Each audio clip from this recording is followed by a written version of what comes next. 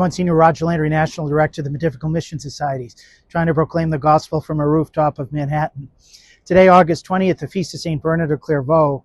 In the gospel, we encounter Jesus giving us a parable about how he wants us to work for his kingdom. He says that a landowner sent his foreman out at dawn in order to recruit workers for his vineyard.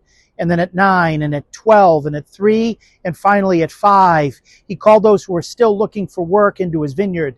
And at the very end of the day, he paid them all, starting with the last. And he gave them all a full day's wage. And those who had been working from 6 a.m. thought that they were entitled to more. And the master said, "I've given you what is just. Why is your eye evil?" What are we learning from that parable? We're learning that God wishes to give us all a full life's wage. He wants us all working in his vineyard. He wants us rolling up our sleeves, no matter if we were cradle Catholics or have just come into the church.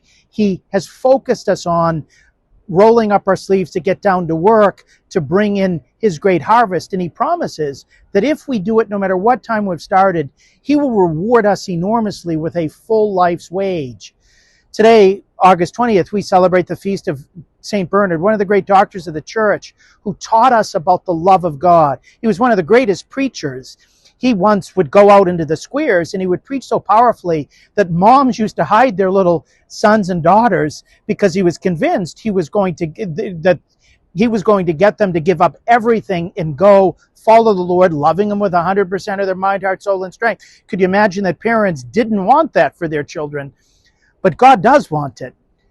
We pray on his feast day for all missionaries that they might be blessed with the same mellifluous gifts, with the same capacity to wow people with the beauty of the Lord Jesus. We pray that, like St. Bernard, all of us, no matter what time we've started working in the Lord's vineyard, might truly work hard.